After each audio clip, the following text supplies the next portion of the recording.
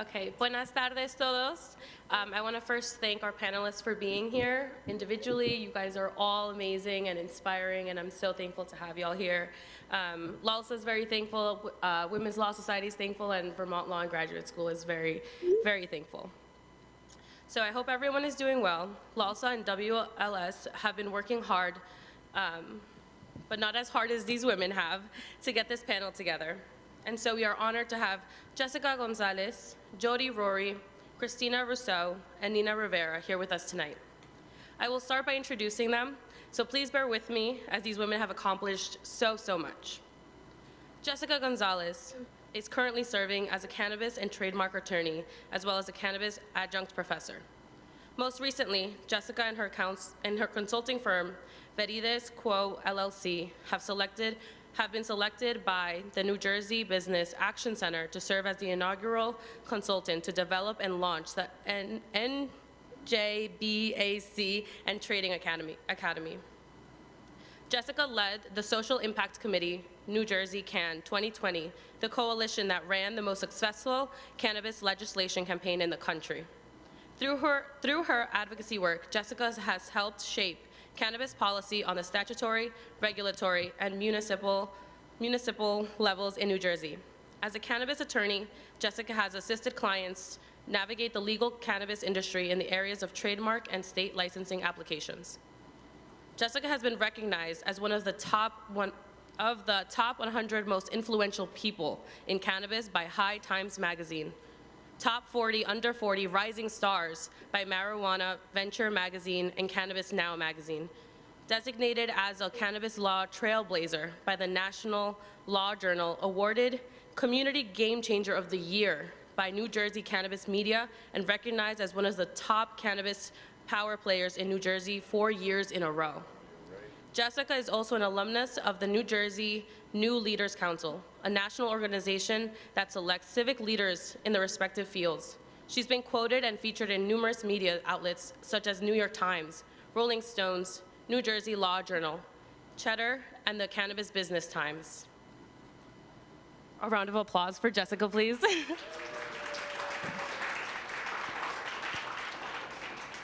Next, we have Dr. Jody Rory. I'm going to give her a personal shout out because she is my mentor. She is the reason I am in law school, and I absolutely adore her. Jody G. Rory, JD and PhD, has been at John Jay College since 2000 and is an associate professor in the Latin American and Latinx Studies Department of John Jay College of Criminal Justice, CUNY, where she has taught since 2002. She teaches domestic violence / gender rights, criminal justice, international human rights, international criminal justice, race, class, and ethnicity in the United States, and Latinx studies.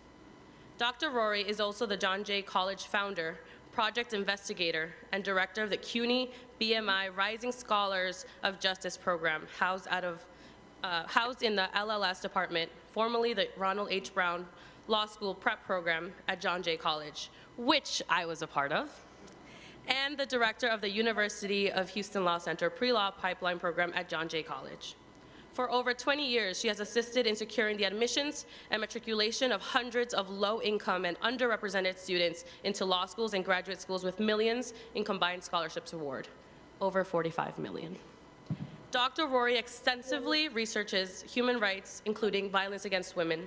She has focused her research on violence against women and girls in Brazil, Puerto Rico, Dominican Republic, Cuba, and the United States. The case studies for the book she is currently writing. Dr. Rory is an expert, witness, and global government consultant in this area. Her related work appears on CNN, CNN Español, Telemundo, Brat, PBS, Eyewitness News, New York City, and many other national and international TV, media, and newspaper articles. She also conducts extensive research on pipeline education, race, class, ethnicity, and gender in the United States with a global comparative perspective as a means of eradicating poverty globally. She frequently presents at the United Nations. Dr. Jody G. Rory graduated from Douglas College, Rutgers University with a bachelor's in English and a minor in Spanish. She is a former United States Supreme Court intern. She obtained her Juris Doctor from Western New England University School of Law in Massachusetts, where she serves on the Dean Advisory Council. She also studied international human rights law protection in San Jose, Costa Rica, at the University of Costa Rica Law School. In Costa Rica, she spent among the Bribri indigenous tribe. She obtained her PhD at the University of Buffalo SUNY in transnational studies, majoring in intercultural studies and international human rights, where she serves on the Dean's Advisory Council. Dr. Rory is an Arturo A. Schomburg Fellow. Her doctoral dissertation is entitled International Human Rights Law as a Resource of Combating Domestic Violence, Transcending Legal, Social, and Cultural Obstacles in Brazil and the United States.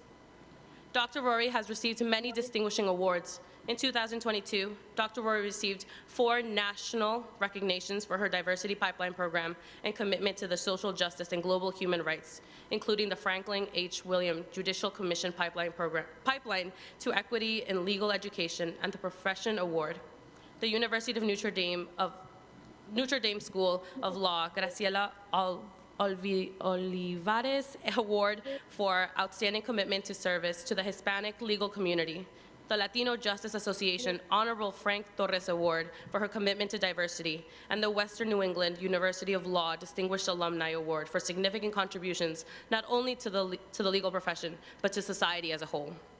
Prior to John Jay, she worked for the Administrative Office of New Jersey State Judiciary, the University at Buffalo, State University of New York, where she now resides as a board member on the Dean's Advisory Council, and at Rutgers University, New Brunswick, New Jersey campus.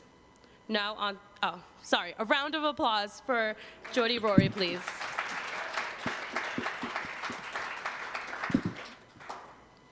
Now, on to a VLS alum who has spoken before us in November and was very requested for today's panel, Christina Rousseau.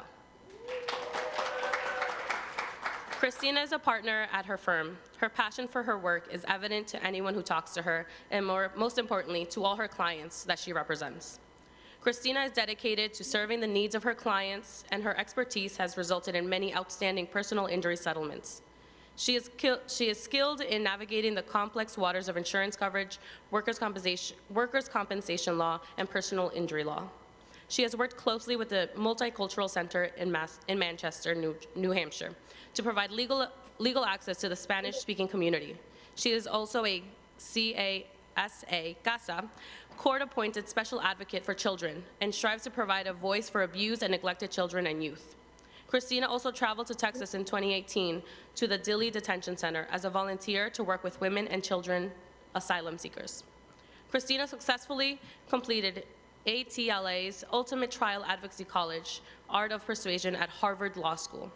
She was co-counsel in Man v. Adventure Quest et al., where the jury awarded $5 million verdict to a victim of sexual abuse. She was also part of the jury selection in Hecko v. Johnson Controls, Inc., where a jury awarded a record-setting verdict of $43 million. Christina appears regularly at the Department of Labor in New Hampshire and Vermont, helping injured workers. She travels throughout both New Hampshire and Vermont, handling all aspects of her clients' cases, from simple meetings to entire trials. My mouth was a little dry, I'm so sorry. Christina was born and raised in Quito, Ecuador. She first came to the United States as an exchange student in 1989 and made New Hampshire her permanent residence in 1991. She became a US citizen in 2000. She lives in Lebanon, New Hampshire with her husband, where they have raised their 3 boys. Christina enjoys cooking, traveling, scuba diving, and experiencing other cultures. A round of applause for Christina, please.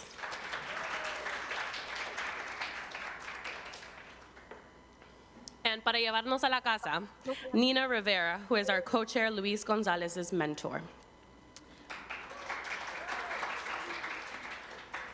Nina has worked in Region 3 Office of Regional Counsel of the U.S. Environmental Protection Agency since 2002.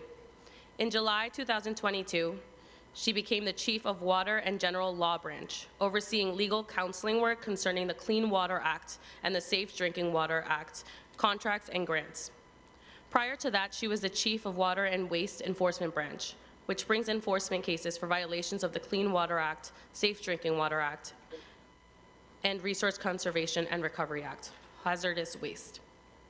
Before joining Region 3, Nina worked at the EPA Office of General Counsel in Washington, D.C., handling RCRA and Superfund counseling and regulatory matters.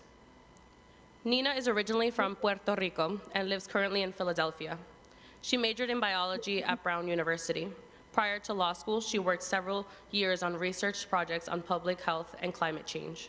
She graduated from University of Michigan Law School in 1995 and served as a judicial clerk in the U.S. District Court in the Northern District of Indiana from 1995 to 1997. Please give Nina a round of applause. Lastly, I would like to shout out Judge Sally Manzanet-Daniels, who wanted to be here and inspire everyone as she has done to me. She, like Dr. Rory, is also my mentor, and I am eternally grateful for their leadership and the role that they play in my life. Just to give a brief synopsis of what Justice Sally Manzanet-Daniels has done, I will briefly speak. She was born in New York City. Justice Manzanet-Daniels is a graduate from Hofstra University School of Law, where she attended on a full scholarship. While at Hofstra Law School, she founded and served as the first president of the Latino Law Student Association in 1987 to 1988. As an alumna, Judge Manzanet-Daniels co-founded and served as the first chair of the LALSA Alumni Scholarship Fund, which continues to raise thousands of dollars for aspiring Latino law students. In 1988, Justice Manzanet-Daniels began her legal career in the Legal Aid Society in the Bronx as a criminal defense trial attorney. Thereafter, Judge Manzanet-Daniels served as the principal law clerk for 3 years, respectively, to a Bronx Supreme Court justice and an administrative judge for the 12th Judicial District. In November 1999, Sally Manzanet-Daniels was elected as a judge of the Civil Court of the City of New York, Bronx County.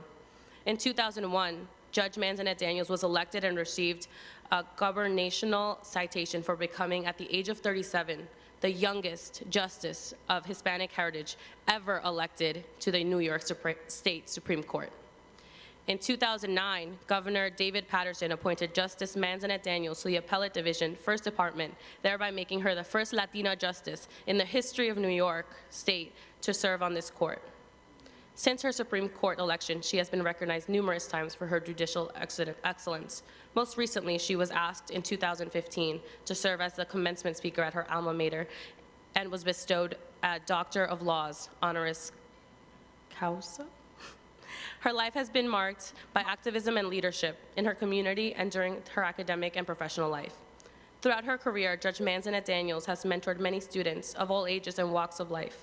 Community service has always been one of her greatest passions and includes organizations focusing on elderly, the arts, and the myriad of community, bar, and professional organizations servicing all spheres of public life. Justice Manzanet-Daniels has served on the boards of both the Puerto Rican Bar Association and the Latino Justice Association, and is a member of many other bar associations. Lastly, but certainly not least, Judge Manzanet-Daniels is the proud mother of 3 beautiful daughters, and since 2006 has been married to New York's former Secretary of State, Randy A. Daniels. I know she's not here, but she deserves a round of applause.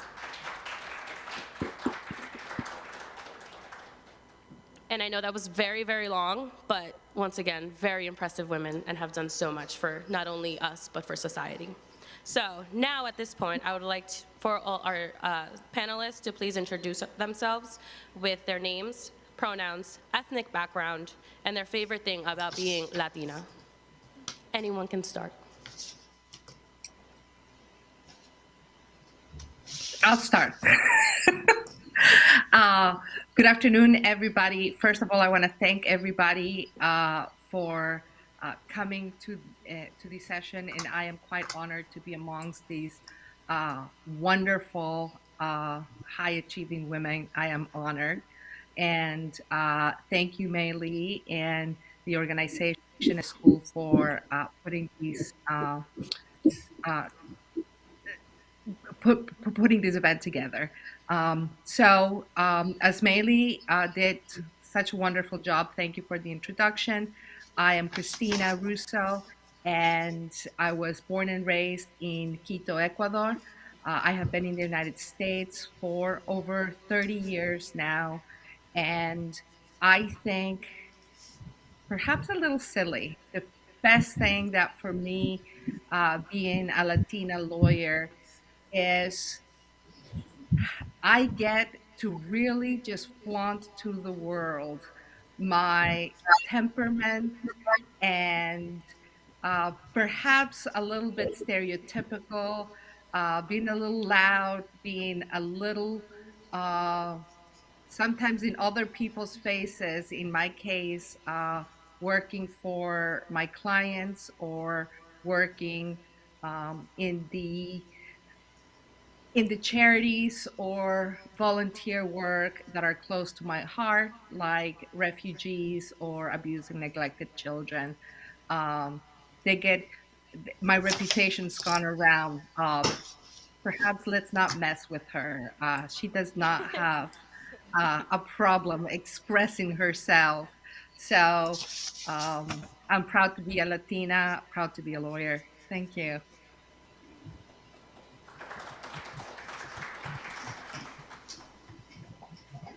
I am Nina Rivera. I am Puerto Rican. I grew up in Puerto Rico. My family is in Puerto Rico. Um, and I guess to me, I guess the best part about being Latina is to quote El Gran Combo. A mí me gusta mi pueblo, a mí me gusta mi gente, which is, Eso. I like my people.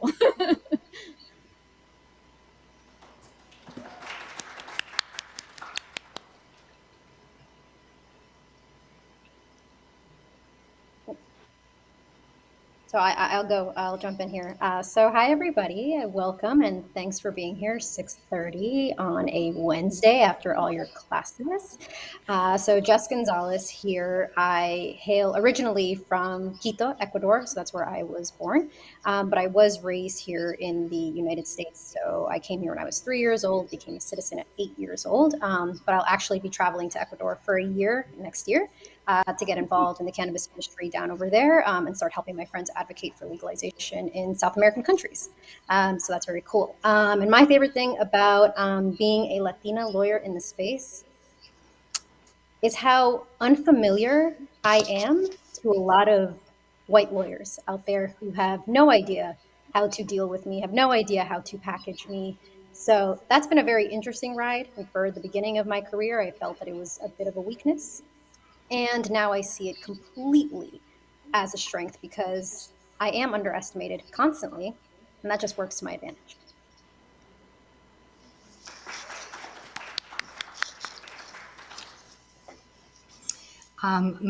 Can you hear me? Yes. Yeah. Okay, great.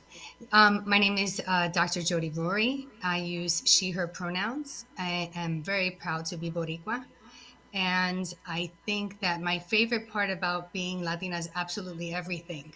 But if I had to focus in on something, I would say that I enjoy the ability to provide an intersectional, diverse perspective on solving real global problems in a culturally and linguistic sensitive manner.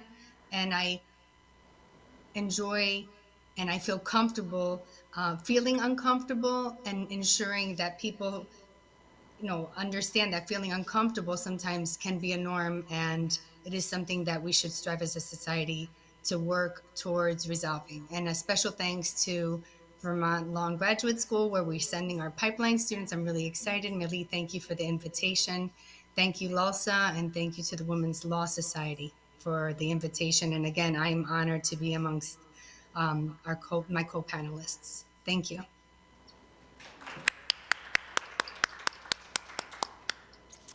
I just love hearing them speak. I don't know about y'all. But on to another question is, what has your experience been navigating the legal field as both a Latina and a woman? Maybe if we just stick with the same order, I'll go first so we don't speak over each other. Having lived in New Hampshire and having graduated from Vermont law, I think it was very very awkward. There's not a lot of diversity in this area, and there has been I have been practicing for 20 years now, and to this day, it is very rare that I come across Latin American Spanish speaking attorneys. As our community grows in southern New Hampshire, especially, I find that our community is underserved. There are not a lot of attorneys serving this community. There's not a lot of attorneys that can really communicate and understand our community. So my experience has been that sometimes or many times I am at the other end of a phone call, somebody seeking legal help that I cannot provide. And my role becomes perhaps the person in the middle of trying to find them somebody that can help them. And it is very different when my clients, as part of a minority group, are dealing with me as their attorney versus somebody that perhaps just understands the language. There's a lot of nuance uh, with our culture, with our backgrounds, with what we perhaps as in our Latino communities, what we think is important is very different, I have found, from your traditional white American culture. And sometimes knowing just the language is not quite enough. So that has been very hard. I think living in New Hampshire and Vermont, feeling quite helpless with respect to my community. That's why I have become a CASA. I get assigned cases in southern New Hampshire, although I'm far away from Nashua or Manchester, because there's no other CASAs to represent abused and neglected children in Spanish speaking communities here. And that is very sad. Um, so, as a woman, I think a woman and a minority, for many years, I felt, I'll echo what Jessica said, it was a disadvantage. I was a little shy, believe it or not. I know it's very hard to believe, but I have come out of my shell, and I'd have things that I could never imagine happening to a male attorney. For example, taking a deposition and having opposing counsel pick up the phone in the middle of a deposition, or the condescending way in which I have been treated. So, getting over that has been by virtue of becoming more confident in my skill as an attorney and working very hard and culturing a reputation of somebody who knows what she's doing and somebody who is not afraid to speak her mind. But it has been a lonely road in New Hampshire and Vermont, um, as a Latina woman. Thank you for that. And I know I can echo that. The diversity, though, I know is not as it's increasing. They're trying. Is I guess the best way for me to say it. As a woman and Puerto Rican lawyer, I've been fortunate in two respects. First is I grew up in Puerto Rico, and everybody there is Puerto Rican. So that means all the lawyers, the doctors, the homeless people, the teachers, the fighters. So I grew up with everybody around you being whatever they were able to achieve, regardless of being Latino. And that also included women. Women in Puerto Rico work. I think it comes from being a poorer society than other places in the United States. But women were lawyers and senators and mayors and professors. I come into the legal work with assuming there's nothing wrong with being a lawyer and being a woman and being Puerto Rican. And then I go and work with the federal government and particularly with the Environmental Protection Agency. And I do think that the federal government can be more diverse than the private sector.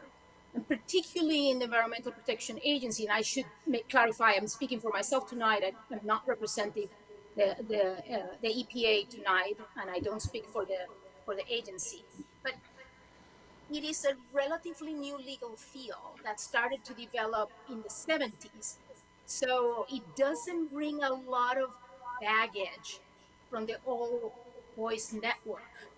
And I walk into the EPA, and half of the supervisors are women. Well, actually, when I first went into EPA, the EPA administrator was a woman. And when I first came to Region 3, the regional counsel was African American, his deputy was Puerto Rican, and the third person in line is of Indian descent. So I've been very fortunate to be in environments where lawyers are men and women and of different ethnicities. I think the challenging part is the language. I mean, the legal being a lawyer is such a language heavy profession. It's not math, it's not chemistry, and English is my second language. I grew up speaking Spanish. I went to high school in Spanish, and the battle there has been to convince myself that speaking two languages it's fine, and that the fact that I learn English as a second language doesn't make me less of a lawyer because of that, and actually can be an asset. Thanks. Yeah, so chiming in on here, fam, I'm going to be really honest with all of you guys here. So I'm right now in my close to my 7th year of practicing as an attorney. I can't particularly tell you that the journey was easy or that super fun, especially in the beginning when you're both learning and doing at the same time as a young attorney. But there are 3 things that I should really be honest with you about, because I always felt that when I would listen to a lot of lawyers, they never really gave it to me straight, and so I felt enormously unprepared. So I didn't have lawyers really in my family. I'm first to graduate from a private university, first to go to law school, first to own my own business. So when it comes with a lot of firsts, you got to learn how to be creative, you got to learn how to be relentless and really pull up those sleeves. But one of the issues that I really had is sort of what I mentioned in the beginning, is the fact that you're going to be very unfamiliar to them. So if you think about, the legal field, 85%, as of 2022, are white lawyers. So Latinas make up 1.7%, so less than 2% in the U.S., of attorneys. So you have to understand the environment in which you are entering into. And I believed that the fact that I had a law degree would put me on the same playing field as the rest of my classmates that I graduated in, and that I would no longer have to fight to be taken seriously, that I would just be taken seriously because, I got my JD and I passed the bar and I'm a lawyer now. And that absolutely was not the case. Because when you're entering these spaces that are very traditional, anybody who's different is considered a threat. If you don't look like them, they don't know where you came from. I've had a lot of derogatory comments, thrown my way about my culture, about the food that I eat, about the way I dress, about the way that I talk, things of that nature. But it's because you're unfamiliar to them. And part of human nature is being afraid of what is unfamiliar. So understand that against your white counterparts, you do not walk into rooms with the presumption of competence. So what do you really do with that? You got to get creative. And I'm not necessarily asking you to work harder, although it's what I had to do, but I am asking you to work smarter. And what I mean by that is take a look around at what other attorneys are doing in whatever space that you want to enter into. What is it that they are not doing? What is it that they are not leveraging? What messaging is sort of getting lost out there that you can really take advantage of? Because that's what I did in my career. So the reason that I have got into this sort of level of success is because when I was first starting in the cannabis industry, there were no lawyers advocating for social equity or social justice. There was nobody advocating for the Black, Latino, and Indigenous communities. Lawyers just weren't doing that. They were just interested in being lawyers to get paid. So I knew that, I recognized that, and I said, well, that's going to be the way that I differentiate myself. I'm going to enter the space not necessarily as a lawyer firsthand, but as a policy advocate first. Then once I gained the trust of the community is when I began to leverage, a lot of my legal background. So I will say get creative and really start branding and positioning yourself now. So law school doesn't do a very good job of teaching students how to sell themselves, how to brand themselves, how to market and position themselves out there. So you need to learn how to do that if you aren't doing it already. And I'm happy to have that conversation with anybody individually because I talk to a lot of law students about this. It's just not something you're going to learn. So unless you can, magically become the greatest salesperson, the greatest advocate, for yourself, understand that nobody will advocate harder for you than you. But you need to be able to understand how to sell yourself, how to package yourself in a way that's going to make your ride a little smoother. Last thing that I want to note is as a Latina attorney, I'm going to say this and it's probably going to shock your minds because law schools all around the country, I hear a large gasp when I say this. I have been to 7 law firms in 6 years, which is a tremendous amount of moving around and bouncing around. But I've always done it very strategically and it has always benefited me tremendously. The reason why is I refuse to stay anywhere at a place that tolerated me, who didn't listen to my vision that I was constantly fighting against. I've been deemed problematic at every single law firm that I've been at, except for the one that I'm at now because it's a woman-led firm who believes in my vision, and I no longer need to sell it. But I was penalized at first when I said I wanted to go into the cannabis industry. They were like, you can't talk about it. You can't, go to conferences. You can't testify. So they really tried to pigeonhole me. And I basically said like, well, fuck that. That's just not what I'm going to do. I'm not going to let anybody dictate my career and put me in a box that I didn't want to be put in. So my other piece of advice to you is if you need to move, I hope that you have the courage and I hope that you believe in yourself enough to move and understand that you are the secret sauce. And it's not going to be the name of your law school and it's not going to be the name of your law firm because you're going to leave law school and your employers will change. The only name that you're going to have is your own. So I hope that you invest in it. And I hope that if you're at a place where you're just like, it's really stifling my creativity, it's stifling my career, that you move appropriately.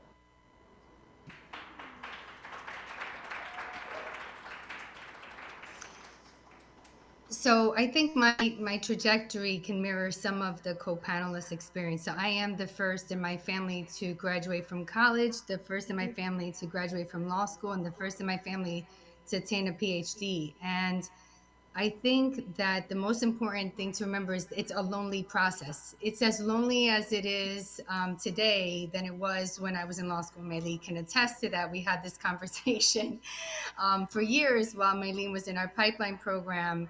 And I was trying my best to keep it real then so that it wouldn't be so shocking when she was in law school, especially coming from, in Maylee's case, a minority serving, Hispanic serving institution. So we know the underrepresentation in the legal profession exists. We know that we're grossly underrepresented. We know that we face atrocious behaviors as has been shared by my co-panelists. So I believe that underrepresentation in the population was one of the things that kind of put me into this space of wanting to attain a PhD and really change diversity in the legal profession. But I think that one of the advice that I would give everybody is never take no for an answer. So whether it's at the United Nations or whether it's drafting an MOU to create a free surgical program after Hurricane Maria in Puerto Rico, I often find myself to be the only or one of few women in the room. And even when it's in, let's say, Puerto Rico, I'm often one of the only Latinas or the only Latina in the room. And the microaggressions can really be anxiety provoking and can be deflating. But I think at the end of the day, you have to be creative with the solutions and make yourself relevant. And finding ways to do that, my advice is you must circle yourself with mentors, because whether you're in the practicing, whether you're a practitioner, whether you're consulting, whether you're in business, whether you're in academia, and I think we represent all of those things on this panel. Those mentors are the ones that are going to keep you from going into a serious state of depression, deflating, helping you come up with creative solutions, and really working to empower your community. So I think empowering the community is what drives me. Creating solutions to all of the problems that all of the panelists have discussed is what drives me. And working alongside all of my partners, whether they're Justice Sally Manzanet Daniels. I'm so sorry that you all can't hear her speak because she's beyond inspirational. And her story is amazing. But working with judges like Justice Sally Manzanet Daniels, to just create the next generation of diverse attorneys, is one of the ways we can solve this. So my advice is, law students, it's really tough. So stay in there. You can do this. When you have a problem, look for mentors, ask people to mentor you. You would be surprised, pleasantly surprised, how many of us in the profession really want you to be successful, because we need you to join us. We don't want to be alone all the time. Thank you. I want to say thank you to all the panelists. Those were amazing responses. And I want to echo what Dr. Jody Rory just said. Mentors are key to everything, and I've said it before, but Judge Manzanet Daniels and Dr. Rory are the only reason I am here. Not the only reason, I did it myself too, but she really pushed me to come and apply and actually come. So mentors will do everything, and that includes call you until you answer that you actually did apply to all the places you said you were going to apply. With that being said, we focused, I think all the panelists focused on like isolation and how minority students are not really represented. So we wanted to shift the focus on how do you keep yourself grounded mentally and kind of keep that sense of like drive and want to continue to do what you do? Well, I think for me, family has been a big anchor and a big part of the reason I have gotten where I am today. Many of the students, if they attended the last time I spoke at BLS, they know this part of my story.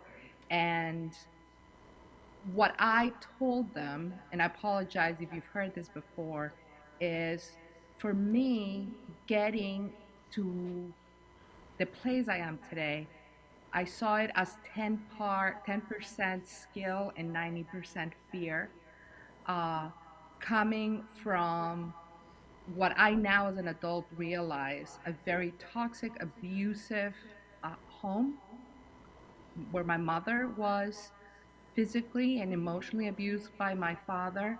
And then I saw her having to leave us with my father and taking my little brother, and then being at the mercy of my father, whether or not he was going to send a child support check. The fear of never finding myself in that position was perhaps the biggest driving force to get me through law school, to get me through the bar, to get me through the work that I had to put into my career to become independent financially, emotionally. And that fear, I hope everybody can find a driving force that it is something completely different. But sadly, that was just a position that I found myself. And that is what got me through. However, my spouse, good friends, good close family. I'm very close with my mother, with my brothers. I have a phenomenal husband. Um, Having people that love you, that support you, that share your vision, it is absolutely critical. It is a tough road that mainly, like you pointed out, you do it yourself. You fill out the applications yourself, but it is a road that you travel with people that love you and support you. You don't travel it alone. So surrounding yourself with people that share your vision, people that support you, and sometimes that support comes in a million different forms. If it's a spouse, is picking up pizza for you when you are pulling an all-nighter. If it is a parent, it is helping you watch your child overnight when you are studying for the bar. It is perhaps that really good friend that will bring dinner to your family or will make sure that you have something to eat when you're studying at the library. Surround yourself with people that love you, that share your vision, that support you, because you will need that support. Law is it is a jealous mistress, as the saying goes. It is not an easy path. So find those great people and find whatever drives you. Find that force that will get you through the tough times. Um, that's that's what I have to say about that. Well, to echo some of what Christina said, I would say, what is your retreat? Find your retreat. Find a place where you can feel safe and where you can be yourself. I mean, that's true for everybody, but particularly those of you who are coming from some kind of minority cultures, because you're Latina, you're African American, you're queer, you're Asian American, you come from rural America, you're a first generation. Where is the place where you can be safe and be yourself and nobody's judging you? Whether that's your family, that's your friend, that's your dog, that's you putting on earphones and blasting the music in a corner in your room. Find a place where you can be yourself and feel safe. Um, Build coalitions. Latino women are not the only underrepresented people in the legal profession. Same thing with African Americans. Same thing with other people, and it can be very empowering to build coalition with people who are also marginalized in the legal profession. We kind of have that bonding and feel less alone. I echo Dr. Rowley's recommendation to get, I wouldn't say mentor, I would say mentors. And in there, stretch yourself. It is great to have a mentor who's just like you. You can also get great insight for somebody who's willing to mentor you, who is different from you and had a different experience, because they can give you a different perspective. And the other thing is, find some piece of your work that you're really passionate about. And I think some of the times I've worked the hardest have been some of the moments that have been most meaningful to me. And working late on a weekend to come out with an order that will address lead pipes of the drinking water of a major metropolitan area, where you know you're going to have direct impact to human health. Those are some of my favorite memories of my job, and they keep me going. The truth is that the majority of lawyers are going to be working at a law firm, and they're going to be doing the client work. But find what's the seed there of a case that you're passionate about, so that when you're working hard on that, you remember what is it that you went to law school for. Yes.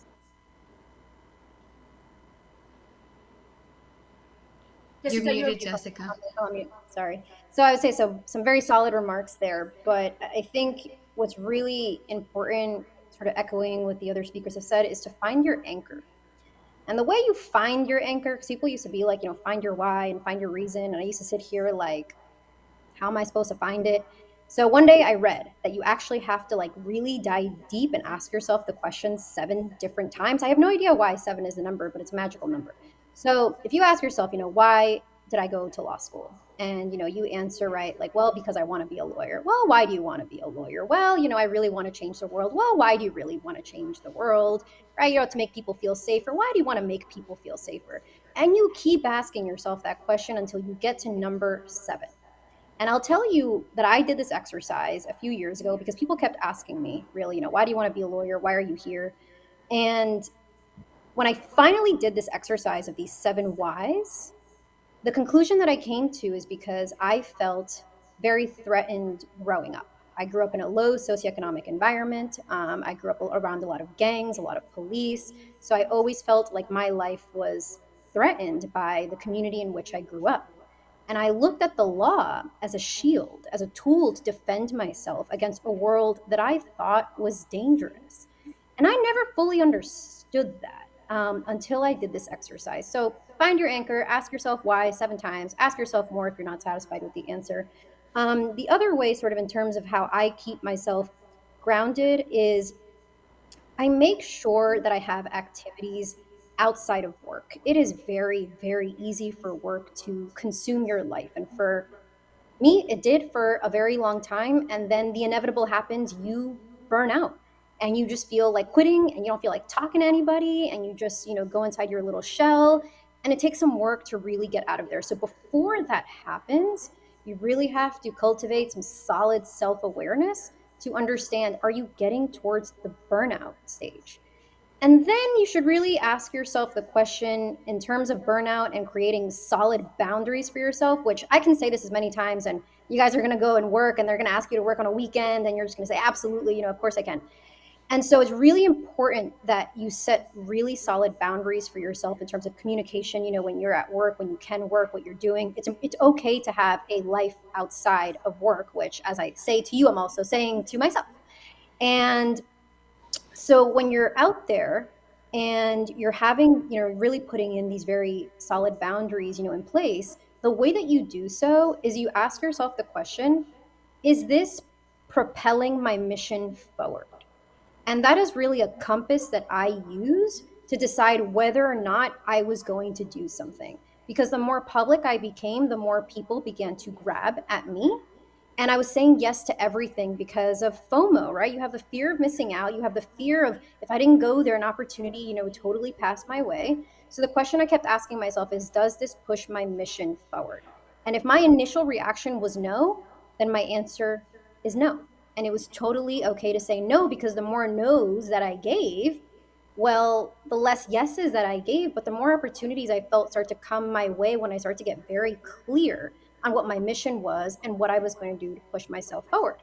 And then aside from that, from hobbies, because we're obviously not all machines, I watch a shit ton of Netflix and I smoke a lot of weed every night, and it's worked out for me since I was 17 years old. So that's what I guess that's some applause, yes, but responsibly. So the question is, what do we do to keep grounded and driven? I think the first thing and we don't talk about it often for many cultural taboos, is therapy. Therapy is a great resource. It is an underutilized resource, and it is not something you should be ashamed of accessing. Therapy will help you through law school. It helped me through law school. I love my therapist. I think she's amazing. And it really allows me to understand when I'm not exercising self-care, which is, again, is often. But at least I'm conscious of it and I'm working, to get that under control, because I really want to change the world and I can't do it all in one day. I think the other thing that we don't do, because again, we tend to focus on others and helping others, especially in the socially constructed roles that we encounter, is focus on your accomplishments. And I don't think we often focus on our accomplishments, but we can focus easily on our deficits, right? Where we have to go. So you're in law school. That's an amazing feat. In the United States, laws excluded us historically from education, from attaining education. We couldn't go to school. And we have to understand that by mastering the law, we can use the law, right, to overcome that. The other thing, again, like everybody on this call, is my family. I've been married. I've been with my husband for 26 years now. And we have a set of twins, and I love hanging out with them. They're my favorite people. My husband's my best friend. He's also a lawyer, and it's great to be able to bounce those things off. So finding a partner that is similarly minded and as aspirational as you are, I think is really important. Maylee knows I've said this like a million times to all my students. Just make sure that you're with somebody that supports you, and then surrounding yourself with the purpose. So for me, I love community service. It actually inspires me. So we do it as a family. My kids have been doing it since they were little, and we work very much to aid gender violence victims. We work with the homeless. We work with people that have substance addiction issues. And in Puerto Rico, since we survived the hurricane in 2017, we basically dedicated all of our holidays to ensuring that those communities that are still suffering from those effects are getting access to healthcare and other services and needs, that their needs are being met. And to me, I know that sounds like, wow, you're going to spend your vacation doing that, but it really reminds me of where I came from and where people are today and how I can help them. So it really drives me to want to do more. And I try my best, Melly could tell you, to incorporate my students, because I think youth and involving youth in these um, experiences really can help not only keep me grounded and driven, but help them also stay driven within law school. Thank you again. And I think I have learned that if I tell Dr. Rory that I really want to help in anything, I will be doing many more things after that. So, because there's always something to do, and I think you can find something to do if you cannot find something to do, as my mom always told me. So I want to ask one last question that we have documented before we kind of open the floor to some general questions from the public. So is there any advice you'd give a new Latina lawyer entering the legal field, or what is something you knew you wish back in law school? I think some of the panelists have touched on this, but for me, I think finding an area where there's been an unmet need, whether it is for purposes of giving back to the community or for pushing your career forward. For me, I started working for a law firm who, in 30 years of its existence, had never had a female partner, ever, much less a Latina female partner. And what I did is I found that in the Spanish community, it was very underserved. And in the area of workers' compensation, and I picked this area specifically because the firm that I work with is a litigation law firm. Like we go to trial. That is what we do. But they were not doing any workers' compensation. So I tapped into the workers' compensation because of the need of the Spanish community. Workers were getting injured, and I know it's unbelievable, but in New Hampshire, the Department of Labor does not have an obligation to provide a translator to an injured worker who does not speak English. So I went in an effort to help the community and in an effort to help my career. I found this area that I started then building up. And I started with the Spanish community, and little by little, the word got around. People started coming to me for workers' compensation. I started bringing in cases that may have um, two parts to the case, perhaps an injured worker who was injured while driving for work. So that has two cases. And I would bring that case to the office. Within approximately 2 years, 30% of our business was workers' compensation and related cases. Within 6 years of me becoming a partner, I retired to my two male partners, brought in a female partner. went from Vander, Curtis, Russo, and Ross to Russo and Ross, an all-female owned trial law firm. So find your niche, make yourself useful, and have something to bargain with at the end of negotiations with my other partners. I was happy to leave and start my own firm. By that point, my relationships with my clients was strong. The partners knew that I would likely take the bulk of the business, and that allowed me the leverage to become first the first female, the first minority of any type that had ever become a partner, and eventually buy out my other partners.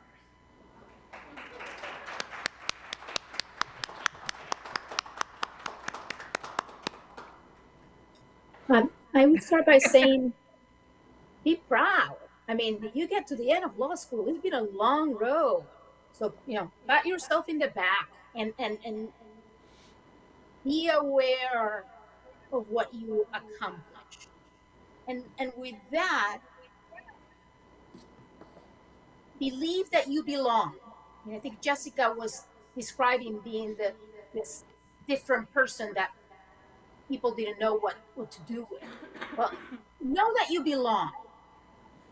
And you have to start believing that yourself, so then you can convince others, shove it down the road, depending on your setting.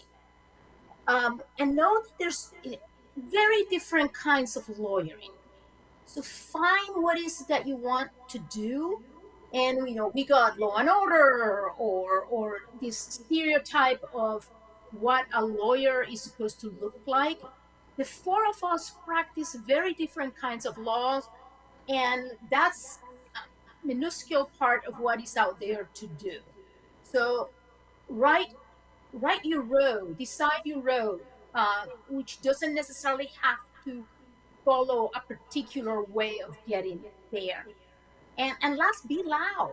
I think both Christina and Jessica talked about not fitting in. And I think you can become invisible. So sometimes you have to be loud. I'm here. These are my opinions. This is my advice. This is what I said. And hey, I'm here. Thanks.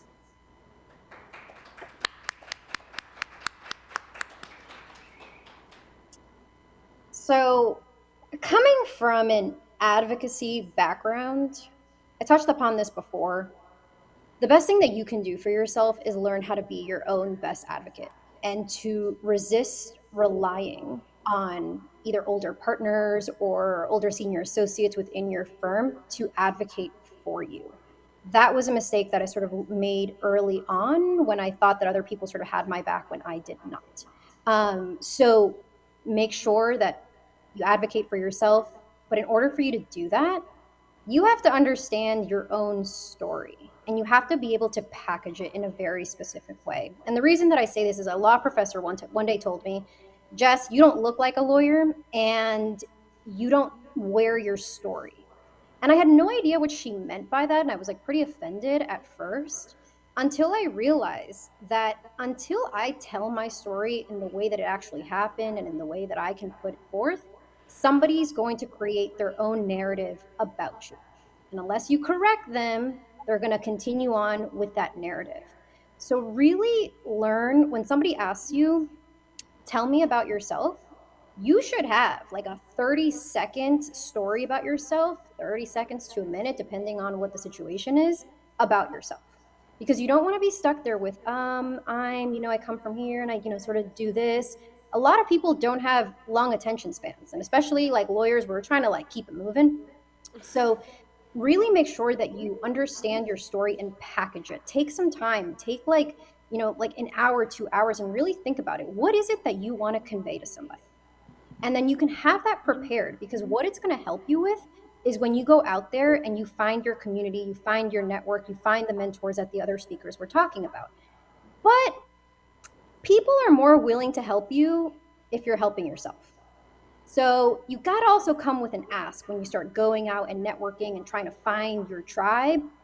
sometimes it's not going to come automatically. You are going to have to work for it. And to some of you who may not have experience going out there and networking and going to conferences and being alone and introducing yourself and trying to find people to talk to, inevitably at some point, if you haven't yet done so, it's going to happen. And what I don't want you to be is like me when I went to my first networking event and I stood in a corner for about 30 minutes trying to gain the courage to talk to somebody at this conference. Now I can pretty much go to any place and I'll strike up conversation with whoever. But it's because I've packaged my story and I know exactly how to relate it to somebody, but also because I have the experience in doing so. So if you're somebody who you're like, I'm introverted and I don't really like being in public settings and I don't really like talking to people, like, I'm so sorry to tell you, you're going to have to practice that then. You're going to have to go out there to these events because, as they were saying, mentorship is important, right? And I had a Latina lawyer by the name of Jackie in Boston. And she told me one day, she said, Mija, nobody's going to find you sitting under a rock. So you got to get yourself out there. And that was probably like the best piece of advice I've ever received from somebody because it was so direct and it's something that you consider to probably be like a bit simple, but try it out for yourself. Try going to a conference where you don't know anybody. And when you do go to conferences, like people are like, oh, take a friend with you. I would suggest you don't. I suggest you go by yourself. I suggest you practice the shit out of talking to people who you don't know, telling them who you are, getting their contact, following up. Because in the end, a lot of your success is going to come from those who support you in your community or at work or wherever place it is. And I owe a tremendous amount of success to my community. But it was because I went out there, I put myself out there, and I showed up again and again and again. So if there's a particular field that you want to go into, sadly, a lot of times you don't have that choice automatically when you graduate law school. Especially if you're going the law firm route, they're going to put you in a particular area and they're going to say, there, stay there, work, and bill me some billable hours. And you might say, but I want to do something else. You're going to have to fight for that something else. And you may have to get creative. And I'll tell you, I tell people sometimes, like, you can listen to my story. It's what worked for me. I'm not sure if it'll work for you. Some of the things I did were a bit risky. But I'll tell you a story in that I wanted to do intellectual property. That's always what I wanted to do. I went to law school to do IP work. I did everything in IP. It's only what I wanted to work in. And the partner said, nope, you're in labor and employment and you're going to stay there. So I went to the IP partner and I was like, listen, you got extra work? I'll do it and I won't tell anybody. You can put my hours onto somebody else. I don't care. I just want the experience. So when his associate left, and they were like, great, now we need to find an associate. He's like, no, I want to work with Jessica Gonzalez. And everybody was like, well, what do you mean? She's in labor and employment. And he's like, I've been working with her for 6 months. And I got to go into the IP department and I began managing the firm's domestic and international trademark portfolio. And I still do the IP work that I do now. But it was only because I put myself out there, I told him my story, and I gave him an ask. I wanted work in the intellectual property department. And then I did a bit of a risky move and basically didn't pay attention to what the other partners told me and did it anyways. So all of that comes down to be your own best advocate, learn how to brand yourself, understand your story and be able to package it in a certain way.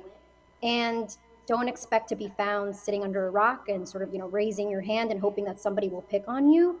You're really going to have to get out there. And you can do that in very creative ways, but you're just going to have to practice that. And if that's my biggest piece of advice that you take away from this is learning how to talk to humans, because it's the human aspect of this field that makes it the most challenging. Yeah. So I can't agree with that more, Jessica. So I think I'd like to echo that sentiment, being a risk taker, right? And having an elevator pitch. I'll give you an example because I think this is the best example I can give.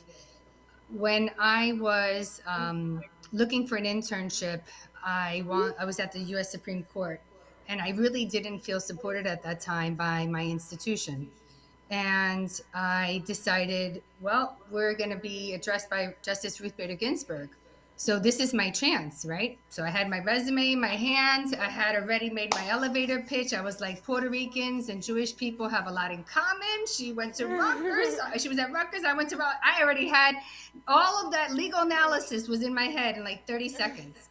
And they had a Q&A. I raised my hand. I made my pitch. And she turns around to the public information officer. Next day, I get an interview. In a week, I'm the first Latina in 206 years to intern at the U.S. Supreme Court. And it was all because I took a risk.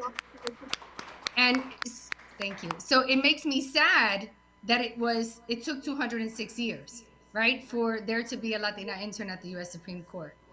But that's progress in our world. So I think the other advice is, and I can't echo it enough, is that leadership role. You have to diversify your portfolio. I think that just understanding, like what Jessica just said, she was in labor and then she diversified her portfolio by doing IP work on the side, right?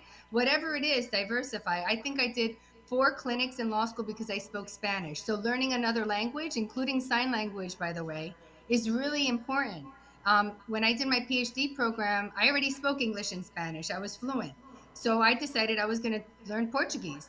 And I moved to Brazil and I learned to speak Portuguese in a couple weeks. And I did my whole dissertation on the Portuguese judicial system and helped to change the law, criminalize domestic violence. I had no idea when I set my foot in Brazil that that would even happen years later. So I think diversifying your portfolio as a leader, diversifying your experience is really, really important, and diversifying your skill set.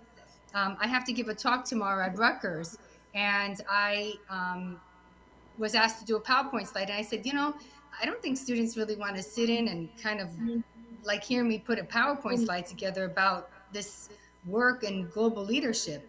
And so I decided I'll make a movie. So I spent 12 hours, right, in one day to create a movie about all my students' work. Maylee, you might be in there. All my students' work on how to become a social change agent and how to use the law to be able to do that.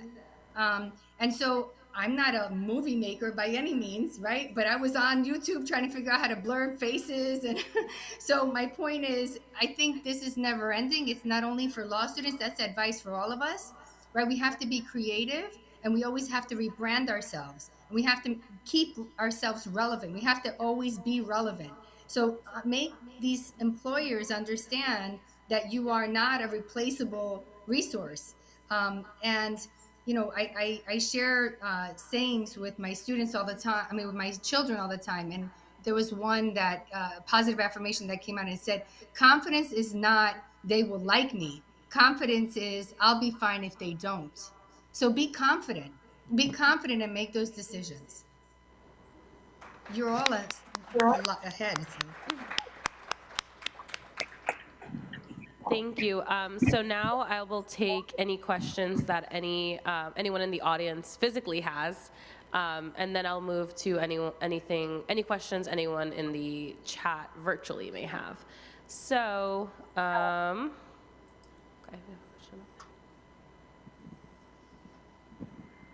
Hi.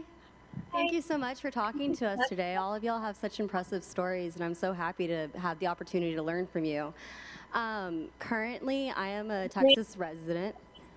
My name is Audrey Garcia, and unfortunately, our Governor Abbott has seen that diversity initiatives need to be done away with.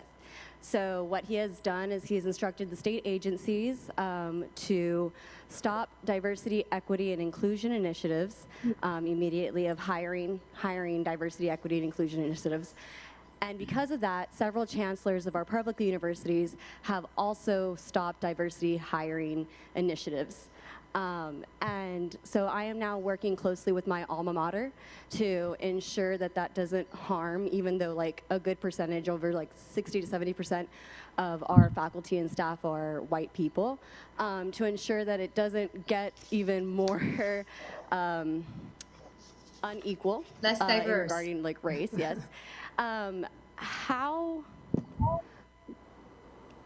My question is, and it's fairly difficult because I'm trying to still figure it out, what resources or what work should I really be looking into to fight for the fact that diversity is necessary? Diversity and inclusion initiatives are legal. The governor's argument is that diversity, equity, and inclusion initiatives stop, or what is it? hurt a certain group of people from being hired. He never mentioned what group of people are being hurt by diversity initiatives, but that's what he has said, and that's why the governor has found it contrary to the equality, constitutional equality situation. So what resources or what work should I be doing to really make sure that our school and really fight back against what the governor is doing to our state agencies right now? I can try to resituate. It's a lot. I'm sorry. I can try to resituate the question. I can take a shot at that if the panelists don't mind. This is I run a diversity pipeline program with the University of Houston Law Center. The dean of that law school was my law professor. The first he's Afro-Caribbean. He's from St. Vincent. Dean at that law school. It's the University of Houston Law Center.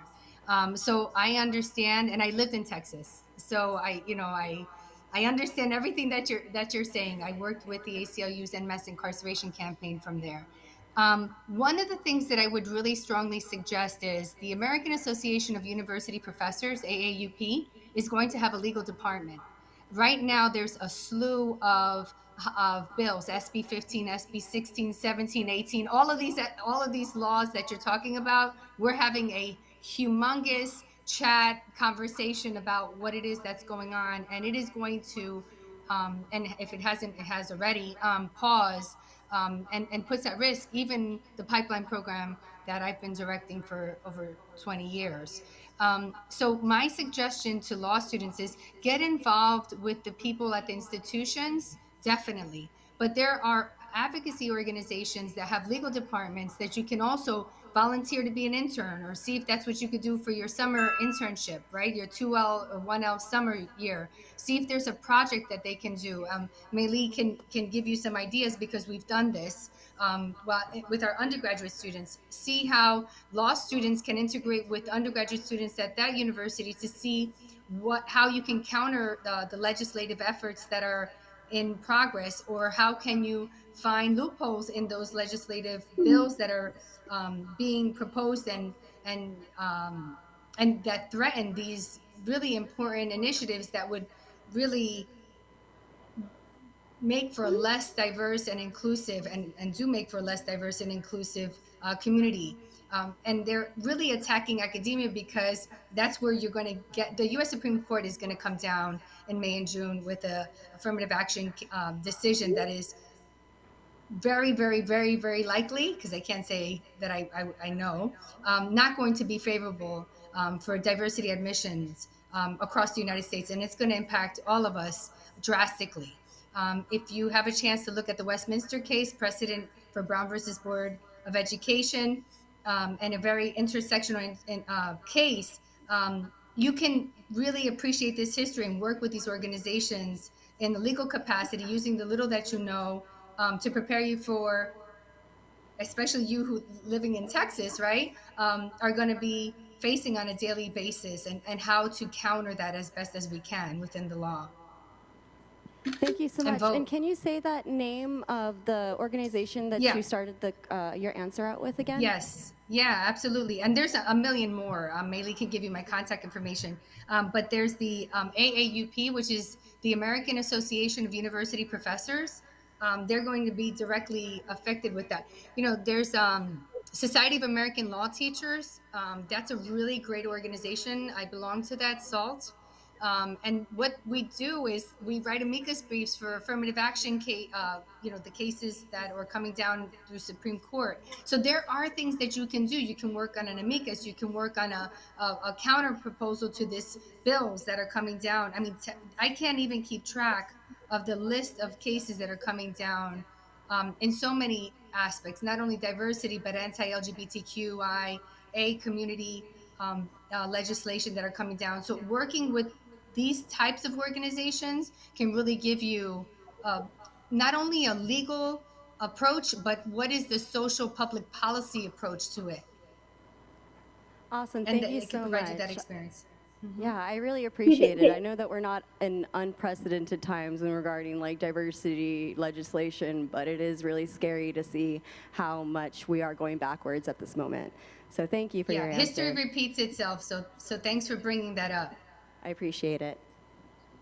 The only thing I will add to what Dr. Rory said is to push your institutions on what are the parameters that they use to define who is a qualified law professor.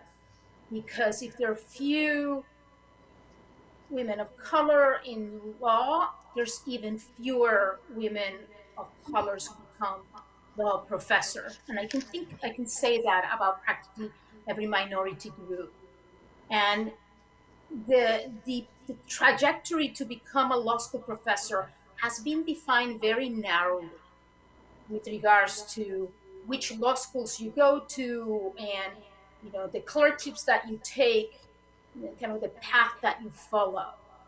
And the irony is that that's not necessarily who the law students enjoy listening to most, because the majority of you are not in law school to become academics. No offense to Dr. Rory. But push your institution on defining what are the qualifications they're looking for in their professors. I would just very briefly add, when it comes to legislative efforts, I've been a member of NHAJ, the New Hampshire Association for Justice, for close to 2 decades. And anytime we're facing unfair legislation that is going to limit access to the courts, what we have found very effective really is grassroots work, getting to know when the hearings on the bills are going to take place, getting to these hearings real people that are being affected by the laws that they are hoping to pass, have them testify, have them tell stories. Stories are coming from people affected by legislature, in my experience, can make the biggest difference. Find out who are the lawmakers that are siding with you, in this case, that they are against these bills that they are proposing. Make the calls, get in touch with the organizations that are opposing these bills, go to the legislature, testify, tell your story, and find people to tell their stories.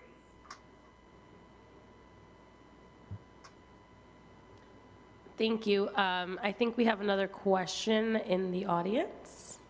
Hello. Maylee, I don't know if the chat is an active chat, but I put some links in the chat, or I'm trying to put some links in the chat. Okay, you might just have to email me later. Okay, I'll just email you, but I'll put some links on all the points that we're talking about to Maylee. Okay, perfect. Thank you. Hello, my name is Julia Alvarez Ramirez. I wanted to say thank you all for coming today. My question is more, I guess, the mechanics of working in a law firm. So I'm working in a clinic and I am super excited to be working there. I'm learning a lot and I want to continue learning a lot. But I'm finding a little bit of trouble trying to balance respecting my own time but not wanting to look lazy and wanting to continue to learn. So that's something I'm trying to navigate, because I recognize burnout can happen, especially in the field that I chose to want to work in. So that's just something that I wanted to ask if any of you have any advice on. I'll take the first crack at this, since I've been working for an actual law firm and now I run one. I think a very important decision that you need to make is what type of skills and what type of work you want to do. In my experience, for example, if you go to a very large, very prestigious law firm, you may get the better salaries, but you are going to be working crazy, insane hours that they need to bill. You will also not have nearly as much opportunity to do hands-on client work. The business of a law firm, for example, if you have a partner that is billing at $700 an hour and you're an associate that they're billing at $200 an hour, you may be doing all of the grunt work, but guess who's going to be taking the deposition? Guess who is going to be picking the jury? The business of law is going to have the senior partner billing the client at over $700 an hour. I know many, many lawyers that have been at these big law firms. They have been working in there for over 8 years, and they've yet to see the inside of a courtroom. If the interest initially is I need to make as much money to pay my student loans, then maybe the big law firm is the way to start. If you actually want to really learn the skills, because in my personal opinion, in the area of trial work, you just learn by doing it. I mean, you can watch 10 deposition videos, but until you take 100, you're just not going to be proficient. Go to a smaller law firm where you are actually going to be handed a case, and maybe it's going to be a rear end accident, but guess what? You get to prep the client, you get to defend the deposition, you get to take the deposition.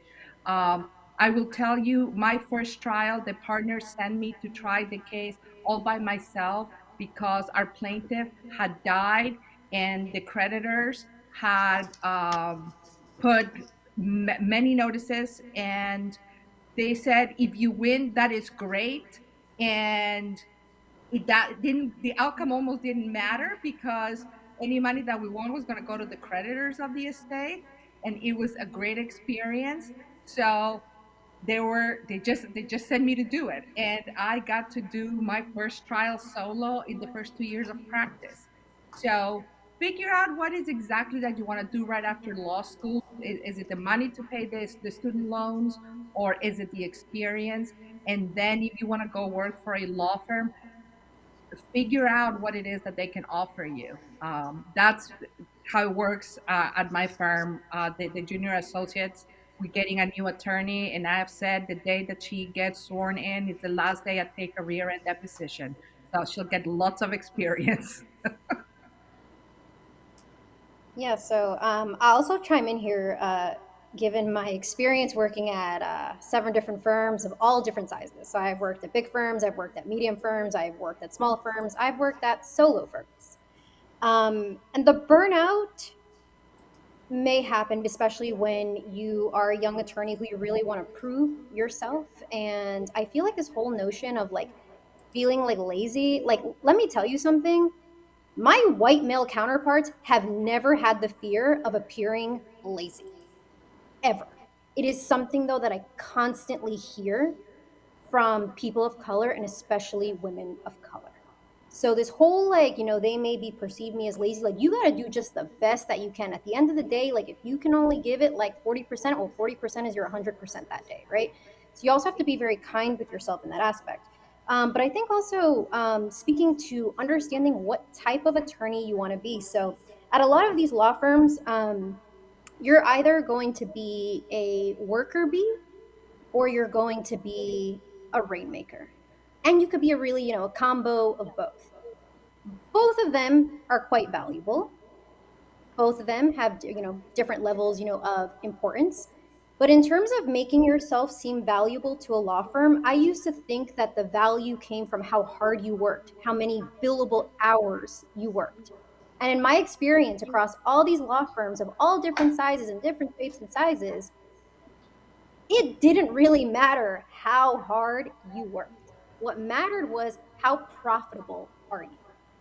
So if you're working your ass off, but you're not profitable to that firm, they don't really give a shit about you. So you got to figure it out. If you're somebody who can sell services and create enough trust in clients such that they want to hire you, you're going to increase your value. The bigger your book becomes, the more valuable you become. The more valuable you become, the more money that you can demand, the more resources that you can demand. So I've worked with attorneys who are rainmakers. I've worked with attorneys who are, they just want to work. They want to be fed work, and they want to sit behind a computer, and they just want to work, and that's about it. And that's totally fine if that's where your personality is going to be. I learned very early on, I'm not an attorney that's going to bill you 2,000 hours a year. I'm not going to bill you 1,800 hours a year. I'm not even going to bill you 1,500 hours a year. It's just not how my practice worked, and it's something that never made sense to me. So I'll tell you here, I have never met my billable hour requirement, ever. But the past 3 jobs that I've had, I'm sorry, past 4, not one person has asked me for my resume. I have been offered these jobs on the spot. I've been offered the jobs through LinkedIn at very high paying law firms. I've been offered crazy salaries without ever having to apply. The reason for it is they're not looking for me to come in there and be a billable hour attorney. They're looking for me to be a rainmaker because they knew that I had my own book of business and they knew that I had my own brand name, such that I could go out there into the world and people would know who I am because I cultivated that brand. So that's where my value came in. So when I go to these law firms, the straight up, I'm telling them, I'm not doing your billable hour requirement. That's just not how my work, really entails. And if that's, an issue, then probably best that I'm not here. And so I would have a different arrangement than a lot of my other colleagues simply because I was able to leverage my reputation, my brand, and my book of business. So that's also a bit how I avoided the whole like billable hour burnout type thing that happens. So you really sort of got to figure out like which one do you want to be. You may not figure that out for maybe a few more years as you sort of get your feet wet, because right now you're going to be learning and doing at the same time, which is very difficult. But once you find the area that you want to work in, which can change, and everybody here, don't feel that just because you've gone to law school for a specific area and then they place you in this area in a law firm, that that's where you have to stay. Like, not at all. You are able to change it. That's all remains within your control. So I think going back to that, I feel as long as you're really trying your best, you're taking care of yourself, because if you're burnt out or you're sick, I had the experience where we were working with somebody and she was just working like a maniac, like a crazy person. And then she got super sick and couldn't work for months. Do you think that anybody was like, oh my God, what do you need? What can we do for you? No. They were like, you know what? It's her fault that she took on the work. She should have told us that she wasn't feeling well. She should have set better boundaries. She never should have taken that work in the first place. So in the end, you're going to be at fault. So it's best that you lay those boundaries really early on. You have a family function, you have a family function, you have a family. If you have something else to do that you need to take care of for yourself, you have a game you want to go to, you have a concert that you want to go to, sometimes you're going to need to balance it out. Am I going to go to this concert and live my best life? Or am I going to try to get this brief in, as soon as I possibly can, or this contract as soon as I possibly can? But when you have your own clients, well, you set the pace. You set the trajectory. You set how much access they have to you. So when you have your book of business and you have clients, you're way more in control of your work than you are if you're just somebody who's going to be fed work. So I hope that helps in terms of the different types of attorneys you can.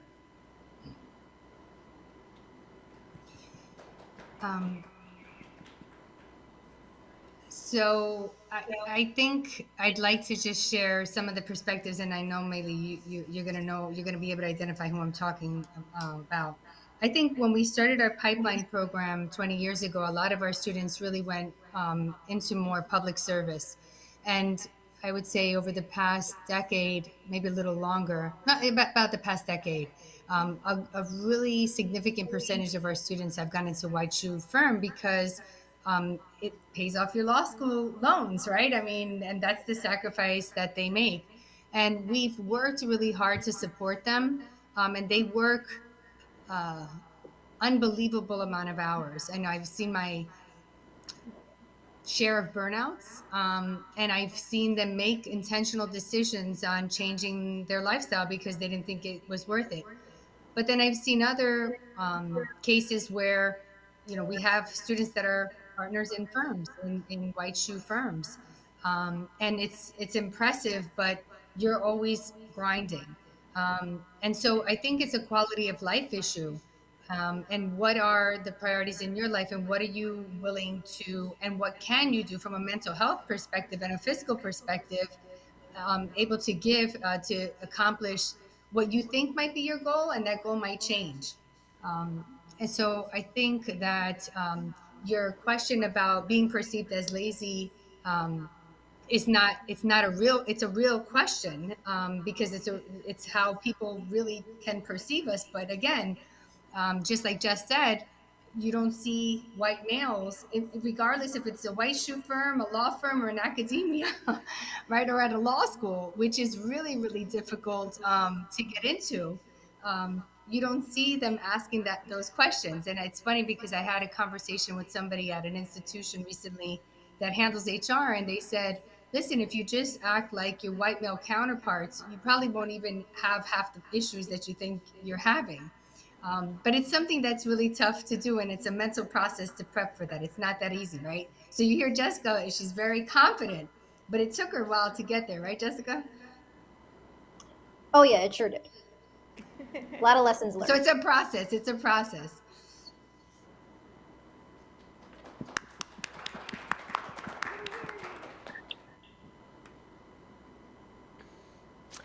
And do we have another question in the audience? Okay. Hi, I just want to start by thanking you guys. It's also like, it's always something to appreciate when accomplished women take the time to just give back to other women coming up in the field. So I really appreciate that. My question to you guys is kind of coming from everything you guys have been talking about has really resonated with me. I've worked in the legal field for about 6 years.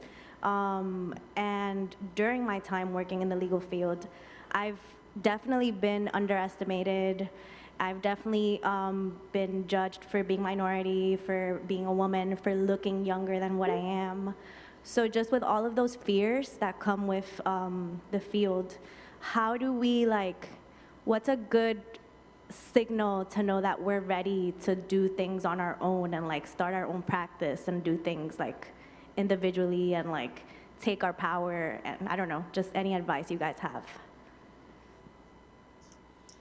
So I'm going to jump in on this. So I had my own law firm also, and so it's one of the 7. And it wasn't ever something I really sought out to do, but I did it out of pure necessity because I wanted to be a cannabis lawyer. And this was back in 2018. So the cannabis world just wasn't popping as much as it is right now on the East Coast. And it wasn't really a conversation that a lot of law firms were having at that point. So the fact that I got penalized at the firm that I was at for what I wanted to do, and a whole bunch of things happened, and I called them out on racial discrimination. When you call out your firm on racial discrimination, you got to understand, you open that up, there's no going back on that. And they did. They totally tried to gaslight me, and I had full-blown examples of how, the pay disparity, the billable hour disparity, and the fact that I was penalized for just trying to enter into a practice area that the firm even had, but they just didn't want me to be a part of it. So I ended up having to leave. And there wasn't any jobs at that point who were hiring for cannabis lawyers. That wasn't really a thing that was happening. So I figured if I go to another law firm, they're just going to put me behind a computer again and just keep telling me what to do. And that's just really not how I operate. So I formed my own with another Latina lawyer in the space that I got introduced to. So if you can imagine, this was back in 2018, and I tell my very conservative immigrant mother who sacrificed everything to bring me to this country, hey, I'm quitting my law firm job and I'm starting my own in cannabis. And hey, guess what? It's still illegal on the federal and here on the state level. So obviously, this is a big shocker to my family because they're like, are you absolutely insane? Would I say that I was ready for it? Absolutely not. There was no ounce of me. Looking back, I'm I have no idea what I was thinking, but it was the best business decision I could have ever made for myself because one, I knew it was temporary. I knew I didn't want to do it for the long time. I just knew I had to do it out of necessity. But what it did allow me to do was for a whole year, I only had it for a year. My whole year, I didn't have to ask permission from anybody. I got to go testify where I wanted to. I got to educate where I wanted to. I did free work just so I can learn how to do it. I could take whatever clients I wanted to. I learned how to be my own marketing, my own billing, my own IT person, and I was doing the work, and I was bringing in the clients, and I was doing the marketing, all of it. So you learn how to put all these different hats. But in terms of if you're ever feeling ready, I'm not so sure you ever fully feel 1,000% this is going to work out, right? There's always going to be some semblance of doubt sort of, in your brain. But I also think that to achieve the level of autonomy that you want, you also don't need to form your own law firm. If you can find a space that is very supportive. And I'll sort of give you an example of that. So the firm that I'm at right now is it's just three of us, and it's a woman-led firm. We left another firm, and the whole cannabis practice group started our own. And in October, I went to her and I was like, hey, listen, I know you hired me as an attorney, but like, I don't really want to do this full time anymore because I'm going to go into government and I want to do more policy work and I want to do more teaching. And my boss said, you know what? She goes, thank you for being honest with me. Tell me what role you want, what responsibilities you want, how many hours you want, and what your title is going to be. And so I created my own role, the own role that I have right now. And I was able to do that because one, they had the trust in me, but two, I also have a book of business to support what it is that I do anyway. So it's like I pay for myself. So there's not really a huge risk on their end.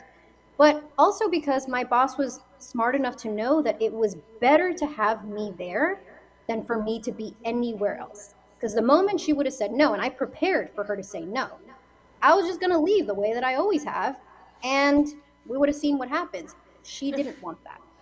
So I say all of that, to say that it's not necessarily a route you necessarily need to take, but if you ever do feel that you need to, I will say my experience was very positive, but it was also extremely stressful. It was probably the hardest year that I ever had, but the most enriching year I could have had because I didn't have to ask permission for anybody. So I think once again, it just goes to, if you don't really mind asking for permission, then that's all good. I've just never been that type of person. Thank you. I appreciate that. Yeah.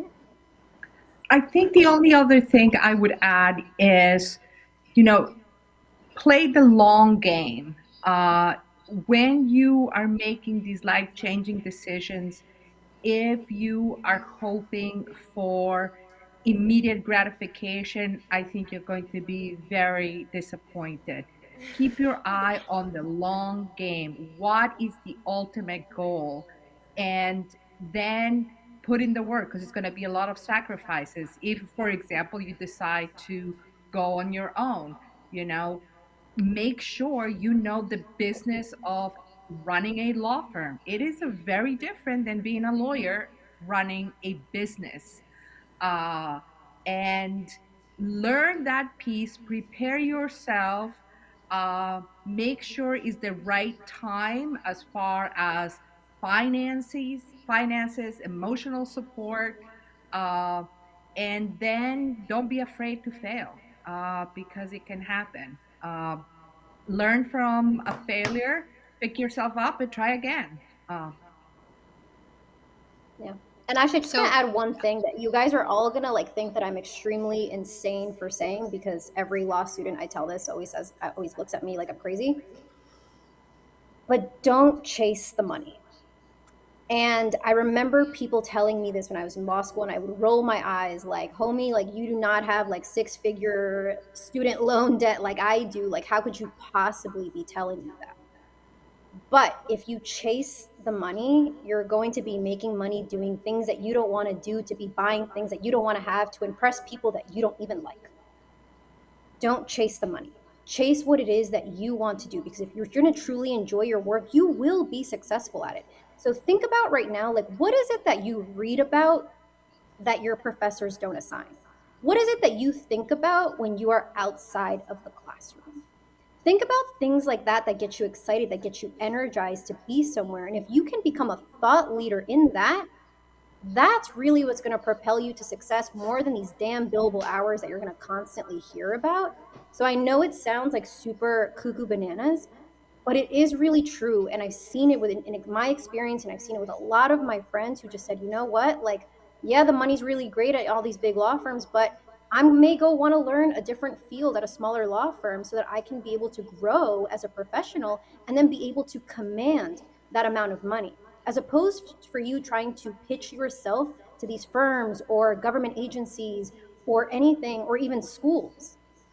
You should be able to be the one to dictate the price, but that's only going to be based on your expertise and your knowledge and the wisdom that you've gained through doing something that you like. Because if you don't like what you're doing, you're going to tolerate it. You're going to try to do sort of what you can to get ahead, but you're not going to do anything more than that. And that is how you're going to burn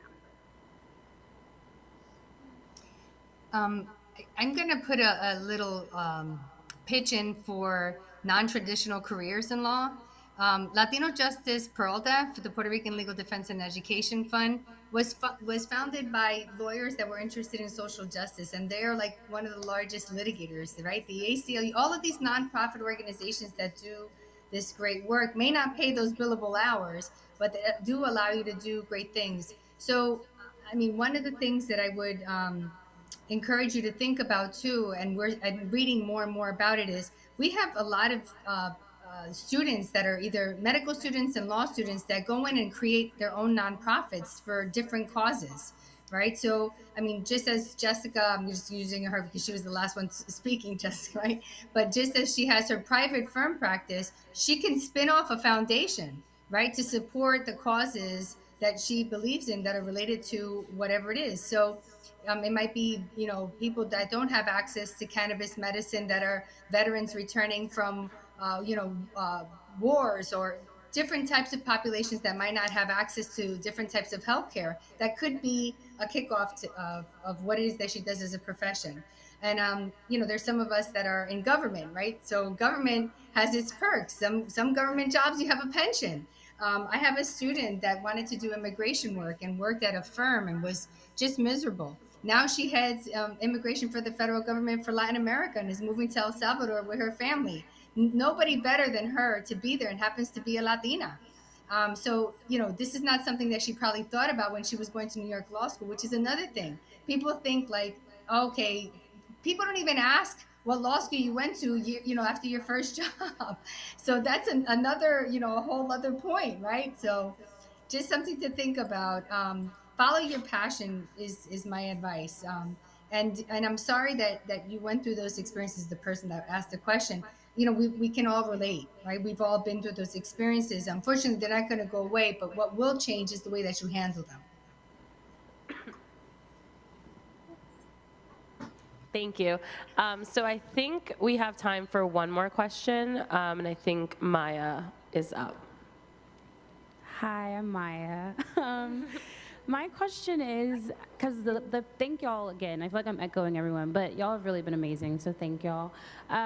But in terms of just the panelists, everyone sort of does a different thing. If it's like Dr. Rory in academia, or Jess, like you and your firms, and Christina in employment, and the other panelists as well. How did you guys sort of settle into, I guess, finding your niche? Because I know, Jess, you talked about like the 7 questions. Dr. Rory, it's kind of crazy you just talked about non-traditional paths because it led into my question. But I find myself like wanting to do civil rights work and still wanting to do that, but like after doing a firm experience, wasn't kind of liking the whole 9 to 5 billable hours thing.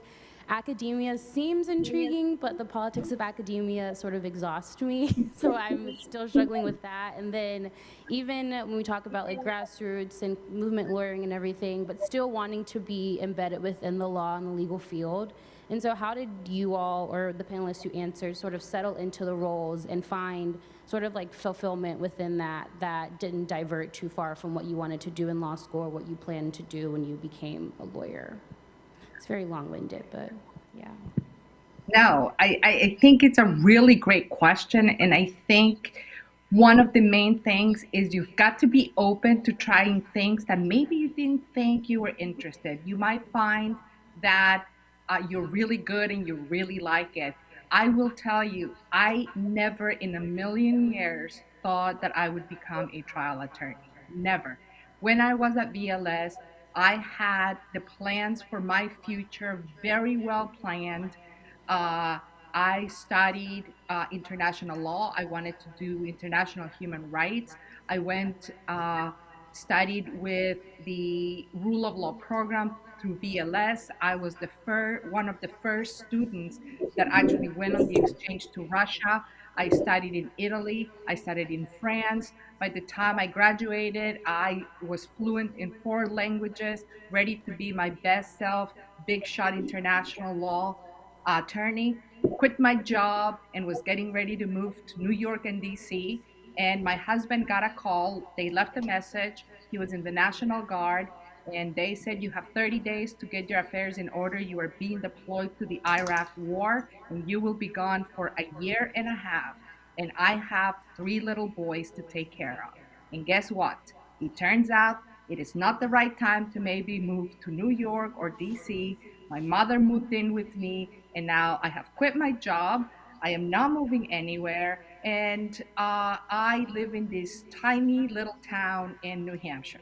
So I applied for a job at this litigation law firm. Mind you, at this point, I have never even so much as set a foot inside a courtroom because I'm going to be an international lawyer. So I don't need to be inside a courtroom. I figure it was a perfect 18-month solution. And within the first 6 months, it turns out that I absolutely love litigation.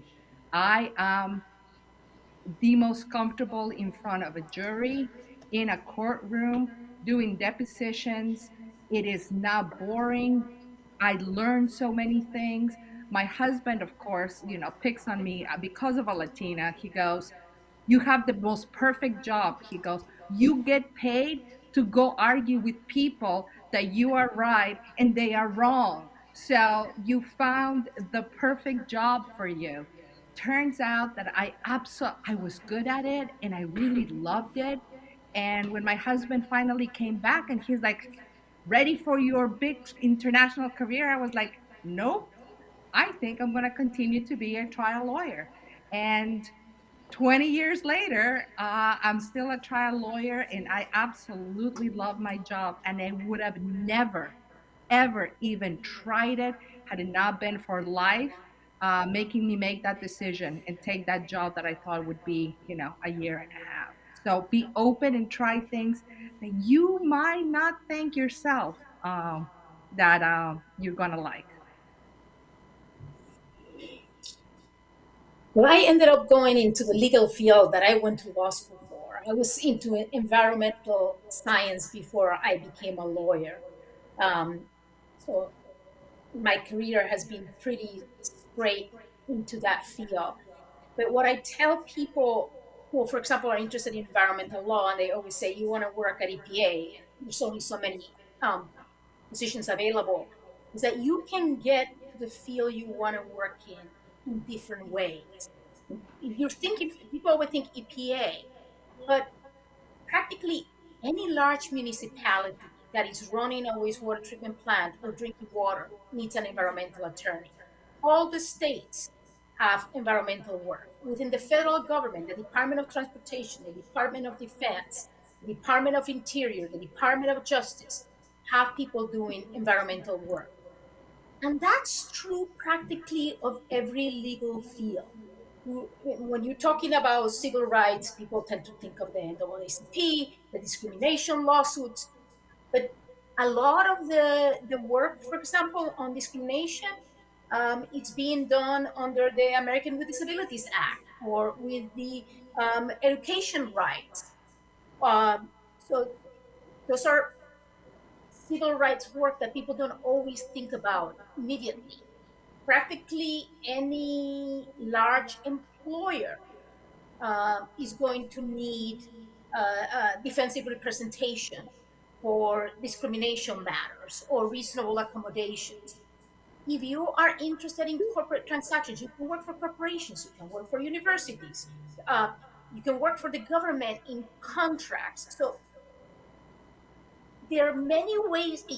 Name the field under the law. There are many ways of getting there under different institution that needs that type of legal counsel. I want to say that. Oh, no, I'm sorry. Go ahead. What I was going to say was, in terms of sort of feeling settled, I don't really know if I have ever felt quite settled, and I've never understood whether or not that's a strength or a weakness of mine, that I have just sort of always looking to the next thing, like what else that I can do. Like once I accomplish something, it's like, all right, cool, like we're moving forward to something else. And so I can't really sit here and tell you that in law school I knew I was going to be a cannabis attorney, but I will tell you that I joked about being a cannabis attorney while I was in law school.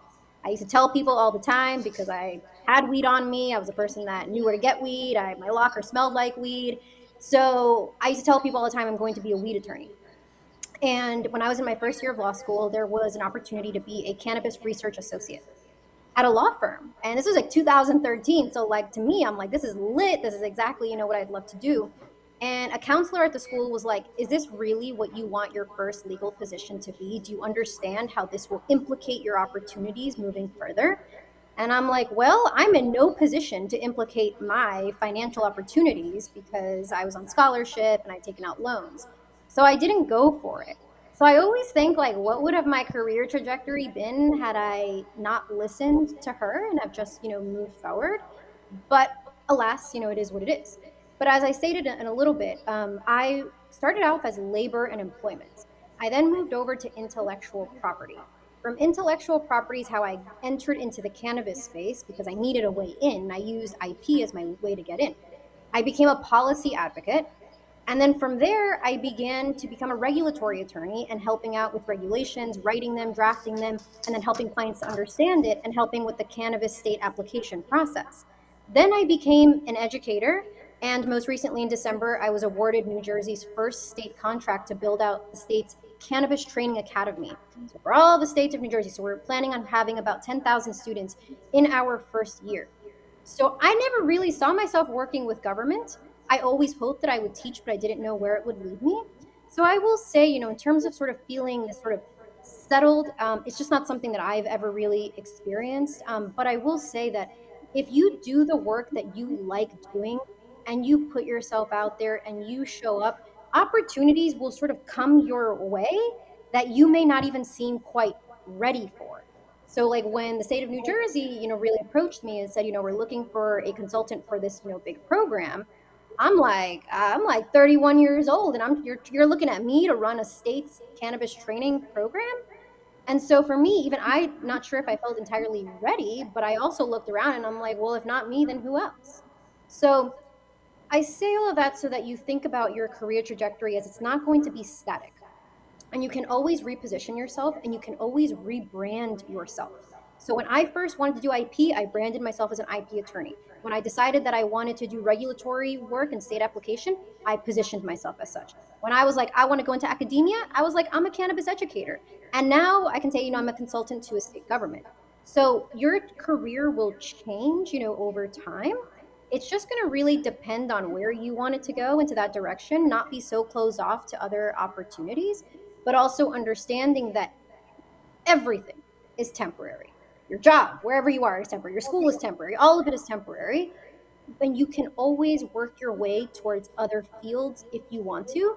And it's just going to come down to great positioning, good marketing, good work, and getting yourself involved within that community. But my career has evolved in ways that I did not ever anticipate it involving.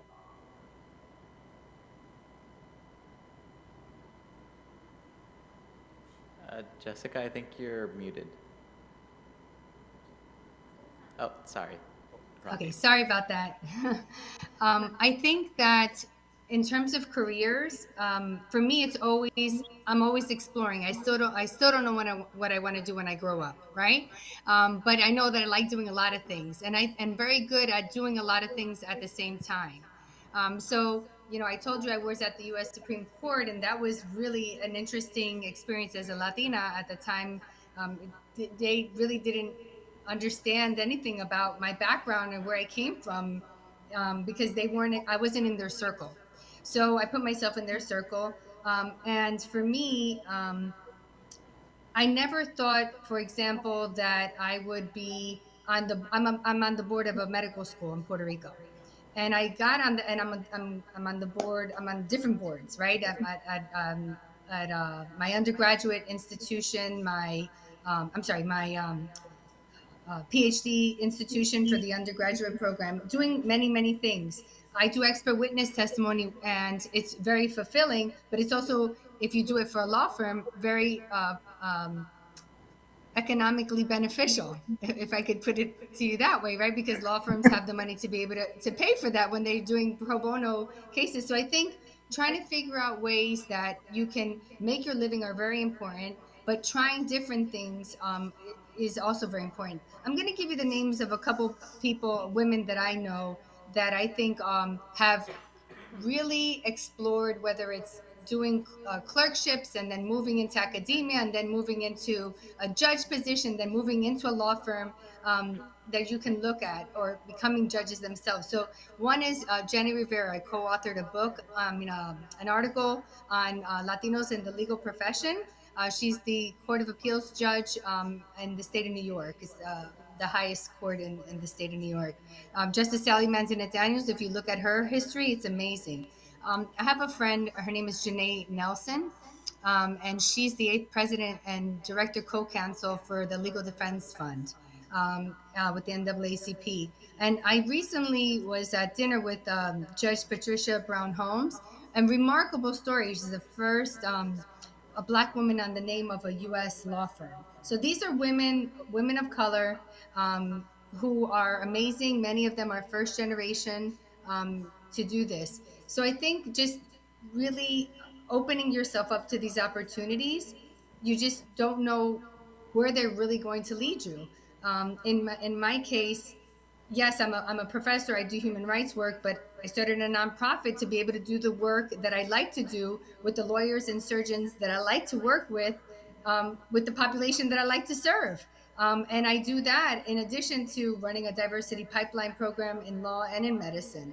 And now I'm able to work at the medical schools to curtail their curriculum and broaden their opportunities for their medical students to serve the communities that I represent or that I want to serve, and integrate my law students in that work.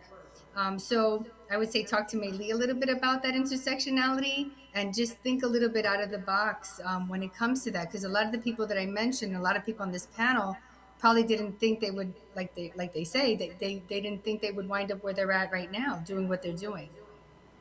Thank you. I'll talk to Maylee about that. She will not. But so I want to also introduce our other co-chair because they were so wonderful and they were getting the food that we now have. So Luis Gonzalez and Nina Rivera is Luis's mentor, like I mentioned earlier. Hello, y'all. It's honestly an honor to speak with. Oh, okay. So it's great to speak with y'all, and thank you so much for coming. This means a lot. We've thrown a lot of events this year for LALSA, but honestly, this one was, at least for me, like the most meaningful, and we put like a lot of work and effort into this, and we're just really proud of, being able to be at the tail end of a school year, and yeah. But thank you.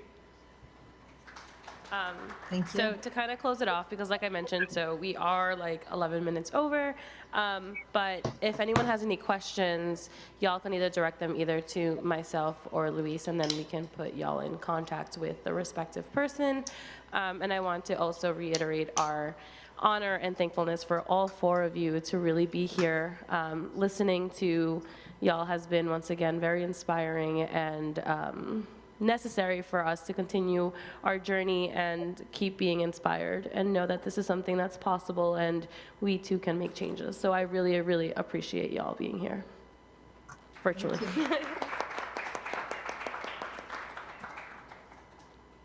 Thank you. Thank you guys for having us. No problem. If y'all could just stay online just for 1 second, just so I can do a quick picture on my phone. Well, actually on my phone, and then just have someone take it. Just 1 second. Thanks for the opportunity. This is very dark for me. I've been very dark, but that's all right.